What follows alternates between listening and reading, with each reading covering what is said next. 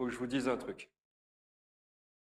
Si on en croit les standards classiques, il paraîtrait que j'ai raté ma vie.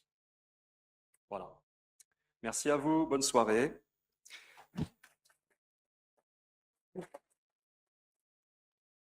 Non, en fait, clairement, il y a un truc qu'on me demande de faire depuis que je suis tout petit et que j'ai jamais réussi à faire. Trouver ma voie. Un métier, une direction, une case, rien. Ou en fait, tout, ouais, plutôt tout. Parce que moi, j'ai toujours eu envie de faire tous les métiers du monde, ou presque. Et quand on me posait la question quand j'étais gamin, dis mon petit, tu veux faire quoi quand tu seras grand? Mais moi, je voulais surtout pas, mais surtout pas que ma vie, elle tienne en un seul mot. Je m'appelle Stéphane Vaillant. J'ai fait plein de choses dans ma vie, mais si vous voulez qu'on en parle, je pense qu'on est parti pour un TEDx de 2 heures. Vous êtes prêts ou pas? Ok. Je suis encore commercial dans le monde du transport, de la médecine, de l'informatique, prof en vente, en logistique, formateur en anglais, en cross-culture. Ouais. J'étais aussi joueur, effectivement, entraîneur de basket, président de club, aquariophile, gamer, musicien.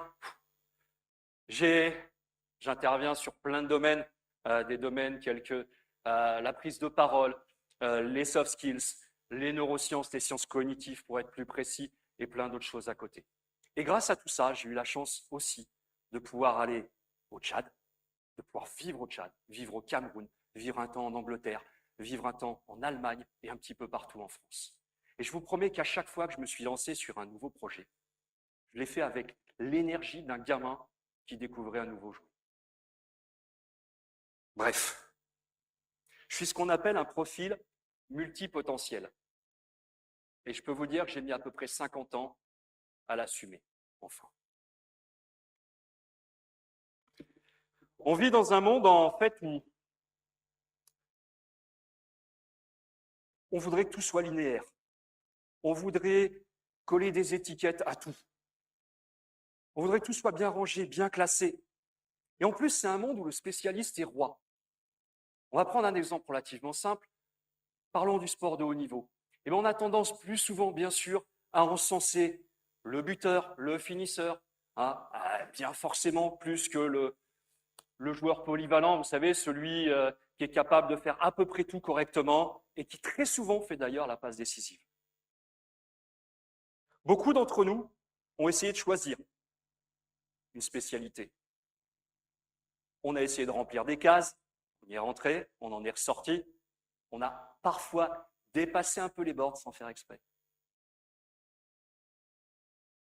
Et en fait, quand on regarde ça de l'extérieur, on a l'impression que c'est un sacré chaos, qu'on n'arrive pas à choisir, qu'on change tout le temps d'avis, qu'on n'arrive pas du tout à se poser. Et le pire dans tout ça, c'est qu'avec le temps, on commence à y croire nous-mêmes. Et en fait, si on regarde bien, c'est pas du chaos. C'est pas du chaos parce qu'avec le temps, on s'aperçoit qu'on est en train de construire quelque chose. Quelque chose qu'on construit silencieusement, pierre par pierre, mais qui ressemble vraiment à quelque chose. Maintenant, on appelle ça profil multipotentiel. Moi, je ne vous cache pas qu'à l'époque, j'étais plutôt du style, mais laissez-moi essayer tous les métiers, s'il vous plaît, j'ai envie de tester. Je vais être boulanger, pilote, même en même temps, si je peux, ça ne me dérange pas. Et en fait, ça, c'était comme ça. Moi, j'étais comme un buffet à volonté. Là, j'y allais pas pour tout manger, mais je voulais tellement tout goûter. Et puis un jour, quelqu'un m'a dit, bon, tu sais quoi? On ne peut pas être bon dans tout, c'est pas possible, il va falloir que tu trouves ta niche. Niche? Je vous avoue sincèrement, ma niche, moi j'ai cru qu'en fait, il fallait que je trouve un enclos dans lequel j'allais rester bien sage, comme un bon petit toutou, sans bouger, sans faire de bruit, sans faire rien du tout. Et en fait, clairement, on n'a jamais voulu être bon dans tout. On a juste besoin de satisfaire notre curiosité, parce que c'est comme ça qu'on se sent vivant. Et je vous promets que les profils multipotentiels, quand ils se lancent dans quelque chose, ils ne font pas les choses à moitié. Ils bossent, ils apprennent, ils découvrent, ils testent, ils vont loin. Et généralement, ils atteignent un très haut niveau d'expertise. Un très bon niveau d'expertise. Et quand ils commencent à maîtriser, eh ben, ils passent à autre chose. Parce qu'on a tellement de passion à découvrir, tellement d'endroits où on veut aller. Et franchement, vraiment avec le temps, je m'aperçois que c'est une vraie construction, ce que je ne voyais pas encore à l'époque. Alors, ok, c'est vrai que ça ressemble quand même un petit peu plus à la construction du palais du facteur cheval qu'à un bon gros building soviétique bien carré. Mais c'est une construction. Je me souviens d'un entretien d'embauche. Un entretien d'embauche où je me retrouve face au recruteur, et je vous promets, je ne l'ai pas vu venir cette histoire. Je suis face à ce recruteur et il regarde mon CV, il me regarde, il regarde encore mon CV, et il me fait « Bon, Stéphane, vous avez fait beaucoup de choses dans votre vie, vous, hein? Ouais. Je trouve que vous avez un profil plutôt instable. » Instable. Je vous promets, là, j'ai une chaleur qui passe, je le revis encore. Je me pose la question, c'est quoi, en fait, ce qui se passe chez moi, là? Est-ce que je ressens de la colère? Est-ce que je ressens de la honte? En fait, c'est un truc plus silencieux. À ce moment-là, je ressens du doute. Pas le sien, hein, le mien. Et je peux vous dire que ça fait mal parce que je me suis dit pendant un instant qu'il avait peut-être raison. Et ça pique. Parce qu'à partir du moment où on commence à se trahir soi-même, ça fait mal. Je rentre chez moi et là, la petite voix s'installe. T'es instable, t'es instable, t'es instable. Et là, je recommence à faire mon parcours en partant à l'envers. Est-ce que c'est vraiment le cas? Est-ce que effectivement les gens pensent vraiment ça de moi? Et est-ce que moi, parfois, j'y ai pas pensé un peu aussi, il faut l'avouer. Et en regardant ce parcours, je m'aperçois que finalement, c'est pas tout à fait ça. C'est pas une succession de virages, sans queue ni tête, si j'ose dire. C'est un chemin. Et quand je m'aperçois que peut-être ça vient de moi, cette histoire, et que peut-être c'est pas le chemin qui ne va pas, mais la façon dont je le regarde, je vous promets que ça a changé pas mal de choses. Et c'est là que je suis passé à la suite. Parce que j'ai commencé à me demander comment les gens explorent, pourquoi ils doutent, pourquoi ils changent aussi. Et à ce moment-là, est arrivé un truc, quelque chose qui arrive très souvent comme quelque chose d'important sans prévenir. Mon père, quelque temps avant son décès, me dit quelque chose qui m'a marqué presque à vie, et puisque je vous en parle ce soir. Il m'a dit une phrase très simple. Toi, quand tu as fait le tour de la question sur quelque chose, tu t'ennuies. Et il faut vite que tu passes à autre chose. Alors, je vous avoue que sur le moment, j'ai souri. Je me suis dit, bah, c'est sa façon de poli de dire que je postillonne, ou que je papillonne, pardon. Je postillonne aussi. Et en fait, avec le temps, et surtout maintenant qu'il n'est plus là, ben, je m'aperçois très sincèrement que sa phrase était juste. Parce qu'il m'avait vu en entier, et pas éparpillé, façon puzzle, pour ceux qui ont la ref. Alors, on est d'accord, je pense que, je n'ai pas vu tous les étudiants qu'il y a ce soir, mais on est bien d'accord que les parents, c'est sympa, mais souvent, ils ne comprennent pas tout à fait ce qu'on fait, voire parfois pas du tout. Là, je ne peux pas dire autre chose, ils m'avaient très certainement compris avant que moi-même je me comprenne. Et surtout, il ne m'a jamais demandé de choisir. Il ne m'a jamais demandé de me poser des limites ou de me ranger dans une case. Il m'a juste donné la permission d'être comme j'étais. Et je vous jure, ce n'était pas une jolie phrase comme ça, parce que ça a déclenché un travail intérieur en moi. Et là, je me suis dit, ok, on va arrêter avec ces histoires-là de multipotentiel ou quoi que ce soit, parce que quand je comprends comment je fais, si je fonctionne comme ça, eh ben, peut-être que je peux organiser ma vie pour être encore plus aligné et prendre beaucoup plus de plaisir dans ce que je fais et arrêter de me poser des questions. Et donc, mon côté multipotentiel est passé de problème à paramètre de base. Allons-y, je vais arrêter de choisir puisque j'ai envie de tout faire. Et je mélange. Donc j'ai mélangé toutes mes passions, le basket, les neurosciences, les langues. Et petit à petit, je me suis créé ma propre et unique façon de travailler, ma propre et unique façon de voir les choses. Et clairement, cette phrase de mon père, ça a été un déclencheur. Parce qu'à ce moment-là, j'ai arrêté de me trouver des excuses et j'ai commencé à chercher des explications. Et c'est à ce moment-là que je suis tombé, entre guillemets, dans ce qu'on appelle les sciences cognitives. Ce que j'apprends quand je commence à regarder un petit peu ce mode de fonctionnement, et notamment le mode de fonctionnement de notre cerveau, c'est qu'il ne fonctionne pas en ligne droite. Le cerveau, c'est un réseau, je ne suis pas scientifique, ce n'est pas du tout mon but, mais il y a plein de chemins qui partent dans un sens, qui se rejoignent, qui se recroisent, qui se reconnectent. Et en fait, je m'aperçois que pendant des années, je me suis jugé peut-être avec la mauvaise règle. On m'avait appris que l'apprentissage, c'était linéaire. Mais moi, mon cerveau, il crée du sens par exploration. Et ça, je ne peux rien dire d'autre. Il crée des connexions aussi. Et ça, je ne peux rien dire d'autre.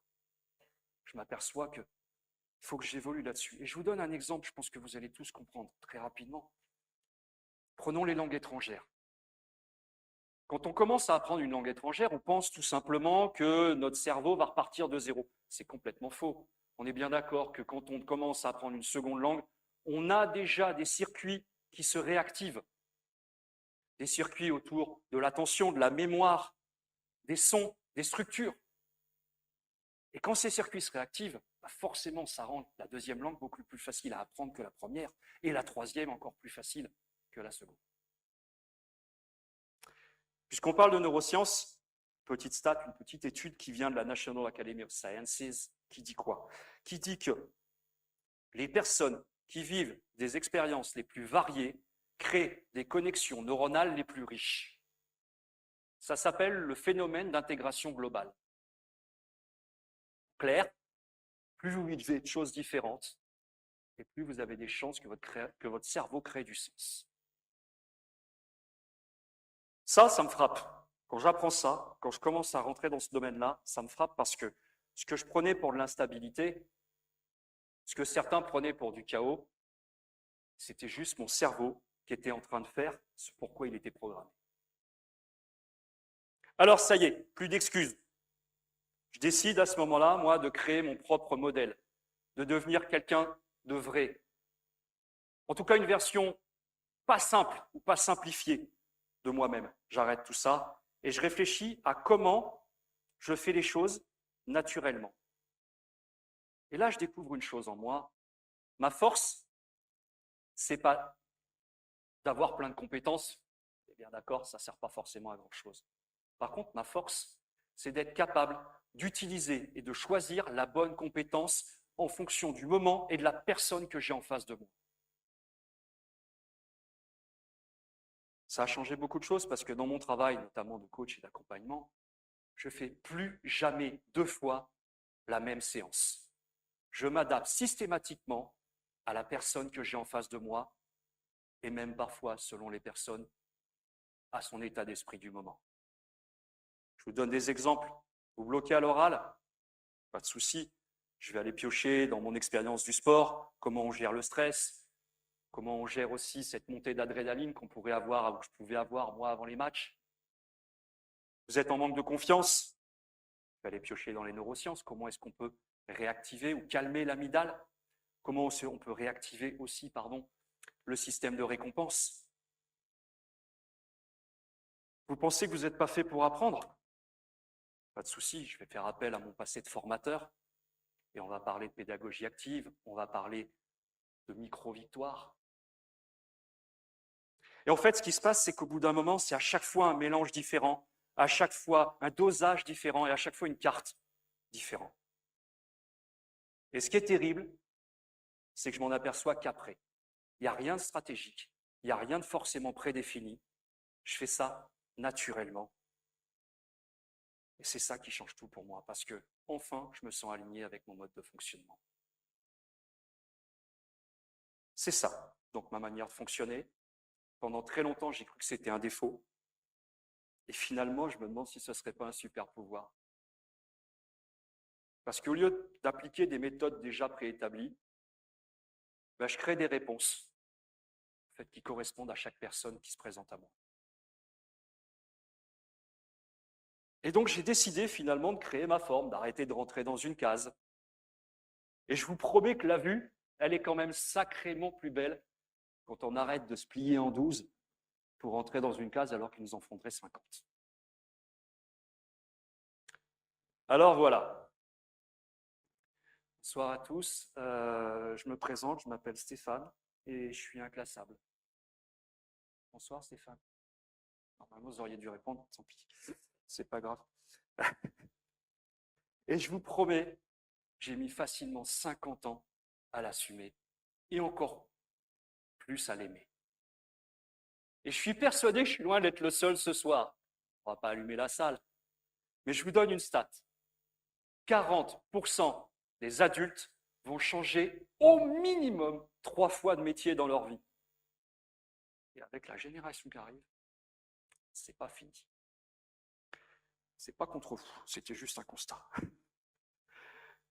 Si je vous parle de Léonard de Vinci, de Miyazaki, si je vous parle aussi de Donald Glover, Childish Gambino pour ceux qui connaissent, ce gars-là, il est créateur, auteur, chanteur, humoriste, réalisateur, producteur, bref.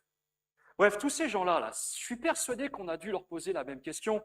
T'es bien gentil, tu devrais peut-être un peu choisir, tu devrais peut-être un peu te poser, tu devrais peut-être un peu te fixer. Mais si on regarde bien, ils n'ont pas choisi. Ils ont tout simplement construit quelque chose qui leur ressemblait. Et donc, si je devais vous laisser quelque chose ce soir, alors déjà, ce ne serait surtout pas un conseil, parce que ce n'est pas pour ça que je suis là, clairement. Mais peut-être une petite évidence qui, de mon grand âge, je trouve que j'ai mis un petit peu de temps pour moi à l'accepter. Nous n'avons pas besoin d'être compris pour être légitimes. Nous n'avons pas besoin d'être compris pour être légitimes. Nous avons juste besoin de nous comprendre, nous. Nous avons aussi juste besoin de nous aimer assez pour arrêter de nous rétrécir juste pour satisfaire les autres. Et si on croise un mur, et si on met un mur face à votre chemin, eh bien on passe à travers. Il est là l'effet tunnel. Sans permission, sans bruit, pas de problème, allez-y. Créons des cases, celles qui nous manquent parfois, ou n'en créons pas. À la limite, au final, c'est notre choix. Mais clairement, nous sommes multiples. Nous avons le droit, nous avons toujours eu le droit. Et l'audace d'être inclassable, avec moi, avec le S, c'est peut-être d'arrêter de se réduire et d'enfin commencer à exister tel qu'on est. Merci à vous.